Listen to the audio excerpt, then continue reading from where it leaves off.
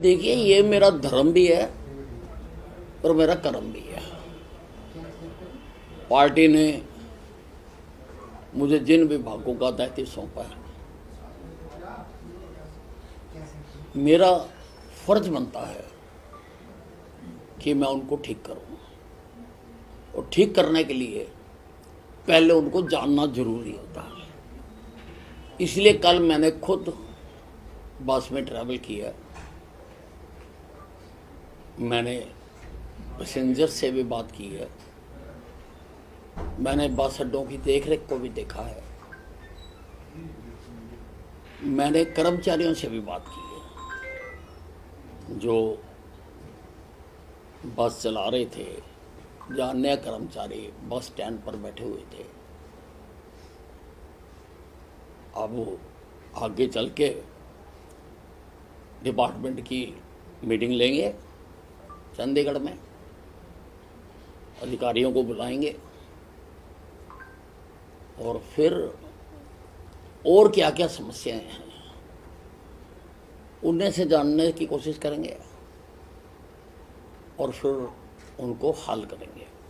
पहले जो विभाग रहे हैं सर और अब के जो विभाग हैं, इनमें क्या डिफरेंस देखते हैं आप? इतने सीनियर वरिष्ठ विधायक हैं, आपको पूरी सरकार चलानी आपकी देखते हैं, आपके विभाग कैसे हैं सर और पुराने भी? देखिए, ऐसा है, मैं तो बीजेपी का संस्कारित कार्यकर्ता हूं। हमारे लिए विभाग कोई मायने नहीं रखता, हमें तो काम करना सिखाया जाता। और मैंने तो कहा था, बुलंद आवाज में कहा था कि मेरी सरकार बन गई, मुझे चाहे चौकीदार बना दो, मैं वो काम भी अपनी पूरी निष्ठा से करूंगा। हमें यही सिखाया था। सर, ट्रांसपोर्ट में क्या कुछ कमियां देखी? क्योंकि कई बस स्टैंड पे भी आप गए, क्या हम आगे दुरुस्त पा सकते हैं? अब करेंगे उनको। मैंने आपको बताया ना कि पहले चीज़ों को समझना जरूरी होता है। अभी और भी जाएंगे, और लोगों से भी बात करेंगे, फिर विभाग को भी देखेंगे। लेकिन जिस साहब का स्टाइल तो नजर आने लगा है, इसकी भी चर्चा चल रही है। रात को 12 बजे बिल आता है, 12:02 का बिल भर देते हैं, दूसरे दिन ही चंडी अम्बाला से लेकर दिल्ली तक का सफर कर लेते हैं। तो विस साहब इज बैक। नहीं, देखिए, अब देखिए, मुझे रात 12:05 पर लोग तो पूछ रहे होंगे, मैंने तो किसी से पूछा नहीं, क्योंकि मैंने तो कहा था मुझे चाहे मिनिस्टर विदाउट पोर्टफोलियो बना दो, मैं राजी हूँ। मेरी सरकार है, सारा काम करना हमने, तो मुझे कोई वो नहीं था कि ये जानकारी भी नहीं थी कि आज पोर्टफोलियो आएंगे। पर रात को अपनी जो मेरी आदत है उसके अनुसार जब मैं सोने लगता हूँ तो मैं लास्ट समाचार देख लेता हूँ कि क्या हो रहा है। तो मैंने देखा तो मुझे बिजली मंत्री बनाया गया था, और भी 2 डिपार्टमेंट दिए थे। मैं कहा ठीक है। मैं लाइट बंद करके सोने लगा तो मेरे मन में दूसरा ख्याल जो आया कि भाई मेरा कोई बिल तो पेंडिंग नहीं है, क्योंकि चुनाव में लगे हुए थे। तो मैंने तुरंत मोबाइल पर अपना बिल देखा। अभी उसकी ड्यू डेट बाकी थी वैसे, पर 12:32 पे मैंने अपना बिल दे दिया।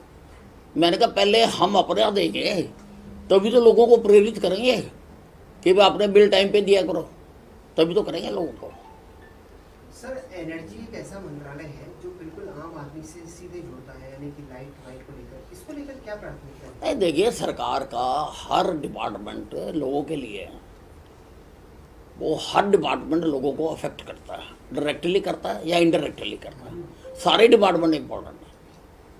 सर, हरियाणा में 24 घंटे बिजली देने का दावा सरकार करती है और आपके पास ये मंत्रालय है, वैसे में गांव-गांव तक बिजली पहुंचे, सर क्या प्राथमिकता है? देखिए, अभी जैसा मैंने आपको बताया कि अभी सब कुछ देखेंगे, देखने के बाद करेंगे, और जो बेहतर हो सकता होगा वो करेंगे, बेस्ट से बेस्ट करेंगे। सर, एक पराली को लेकर दिल्ली सरकार के द्वारा फिर कहा जा रहा है, और किसानों को लेकर भी कहीं ना कहीं ये कहा जा रहा है कि भाई पराली जल रही है हरियाणा में, फिर पोल्यूशन लेवल जो है बढ़ गया है। देखिए, ये मामला माननीय सर्वोच्च न्यायालय के विचाराधीन है और सर्वोच्च न्यायालय उसके लिए सरकारों को आदेश भी जारी कर रहा है, अधिकारियों को पेश होकर अपनी बात कहने और सुनने के लिए भी कह रहा है, और हम तो जो माननीय सर्वोच्च न्यायालय के आदेश हैं उसके मुताबिक ही कर रहे हैं। लेकिन सर, लेबर मिनिस्ट्री आरोप तो दिल्ली सरकार की ओर से लगाया जा रहा है आप पर, आपकी सरकार पर, कि वहां से पराली जलता है और इसका नतीजा है कि एनसीआर में पॉल्यूशन की स्थिति है।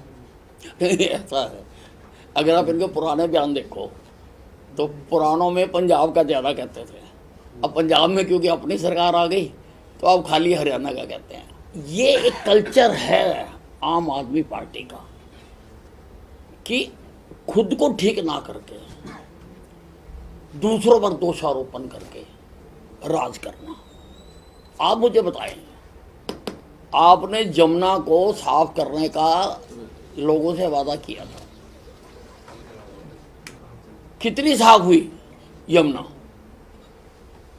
आज उसका आरोप भी हरियाणा पे लगाते हैं कि पानी हमारे से आता है, हम कहते हैं हिमाचल से आता है। ये तो कोई ठीक बात नहीं है। कोई भी इंडिपेंडेंट एजेंसी देश की जो पानी यमुना में आता है उसका बीओडी चेक करा ले कि जब तक वो हरियाणा में रहता उसका कितना, मात्र 2 या 3 है, और जब वो दिल्ली में प्रवेश कर जाता है और ओखला तक, तब उसका बीओडी कितना। तो वो बीओडी तो सारा दिल्ली का है, उसको दिल्ली की सरकार ने ठीक कर रहा है, और नहीं करते। जब झाग बनती है क्या देते हैं हरियाणा से आ रही है।